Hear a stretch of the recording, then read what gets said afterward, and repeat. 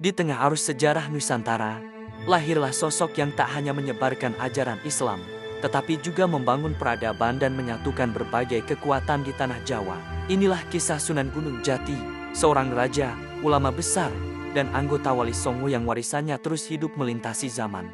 Perjalanannya adalah cerminan dari kebijaksanaan, keberanian, dan pengabdian tanpa batas. Mari kita selami lebih dalam jejak langkah sang pemersatu ini, yang namanya terukir abadi dalam sejarah Indonesia. Kisah ini bermula dengan lahirnya seorang anak bernama Syarif Hidayatullah. Ia adalah buah hati dari pernikahan Syarif Abdullah, seorang bangsawan dari Mesir, dengan Nyai Rara Santang, putri dari penguasa legendaris kerajaan Pajajaran, Prabu Siliwangi. Darah bangsawan dan semangat spiritual mengalir deras dalam dirinya sejak kecil. Didorong oleh dahaga akan ilmu, Syarif Hidayatullah muda memulai perjalanan intelektualnya. Ia tidak hanya belajar di Cirebon, tetapi juga berkelana jauh hingga ke pusat-pusat peradaban Islam di Mekah dan Baghdad.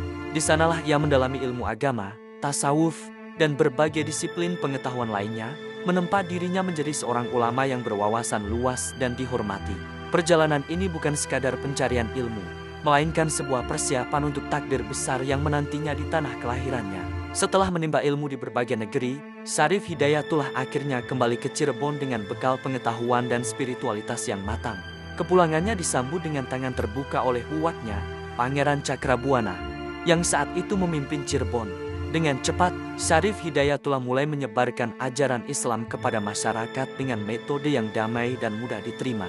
Karisma dan kedalaman ilmunya membuat banyak orang terpikat. Melihat potensi dan kebijaksanaan keponakannya, Pangeran Cakrabuana dengan ikhlas menyerahkan tampuk kepemimpinan Cirebon kepada Syarif Hidayatullah. Momen ini menjadi titik awal bagi babak baru dalam sejarah Cirebon yang akan dibawa menuju puncak kejayaannya. Di bawah kepemimpinan Syarif Hidayatullah, Cirebon mengalami transformasi besar. Ia tidak lagi sekadar menjadi pemimpin sebuah pedukuhan, melainkan mendeklarasikan berdirinya Kesultanan Cirebon yang merdeka dan berdaulat, melepaskan diri sepenuhnya dari pengaruh kerajaan Pajajaran yang masih bercorak Hindu-Buddha. Sebagai seorang raja yang juga ulama, ia dikenal dengan gelar Sunan Gunung Jati. Perannya semakin sentral ketika ia bergabung dengan Wali Songo, Dewan Ulama Penyebar Islam di Jawa.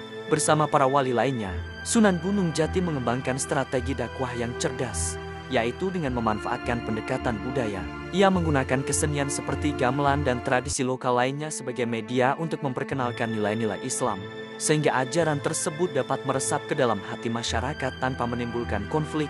Pengaruh Sunan Gunung Jati tidak terbatas pada bidang agama dan budaya. Ia juga terbukti sebagai seorang ahli strategi militer dan politik yang ulung. Salah satu pencapaian terbesarnya adalah perannya sebagai arsitek di balik penaklukan Sunda Kelapa. Ia menugaskan menantunya, Fatailah, untuk memimpin pasukan gabungan Demak Cirebon merebut pelabuhan strategis tersebut dari tangan Portugis dan Pajajaran. Kemenangan gemilang ini tidak hanya mengamankan jalur perdagangan, tetapi juga menjadi tonggak penting dalam penyebaran Islam di wilayah Barat Jawa. Sunda Kelapa kemudian diubah namanya menjadi Jayakarta, yang berarti kemenangan yang diraih. Selain itu, Sunan Gunung Jati juga meletakkan fondasi bagi berdirinya Kesultanan Banten dengan menempatkan putranya, Sultan Maulana Hasanuddin, sebagai pemimpin di sana. Memasuki usia senjanya, Sunan Gunung Jati memilih untuk mundur dari urusan pemerintahan dan menyerahkan kekuasaan kepada generasi penerusnya. Ia mendedikasikan sisa hidupnya sepenuhnya untuk berdakwah dan membimbing umat. Kebijaksanaan dan pengaruhnya tetap terasa, menjadikannya rujukan bagi para pemimpin dan ulama di seluruh Jawa. Ketika ia wafat, jasadnya dimakamkan di kompleks pemakaman Astana Gunung Sembung, Cirebon. Hingga hari ini, makamnya tak pernah sepi dari para peziarah yang datang dari berbagai penjuru untuk mendoakan dan mengenang jasa-jasanya. Warisan Sunan Gunung Jati abadi, bukan hanya sebagai seorang raja pendiri kesultanan, tetapi juga sebagai ulama besar, anggota Wali Songo, dan simbol pemersatu yang berhasil merajut keberagaman di tanah Nusantara. Dari perjalanannya yang luar biasa, kita belajar bahwa kepemimpinan sejati lahir dari perpaduan antara kekuatan spiritual, kecerdasan intelektual, dan kearifan dalam merangkul budaya. Sunan Gunung Jati telah membuktikan bahwa dakwah yang paling efektif adalah dakwah yang menyentuh hati, dan kekuasaan yang paling langgeng adalah yang dibangun di atas fondasi keadilan dan kesejahteraan rakyat. Kisahnya adalah pengingat abadi tentang bagaimana seorang individu mampu mengubah arah sejarah melalui visi, dedikasi, dan cinta kepada sesama. Semangat dan warisannya akan terus menjadi inspirasi bagi generasi-generasi mendatang dalam membangun Indonesia.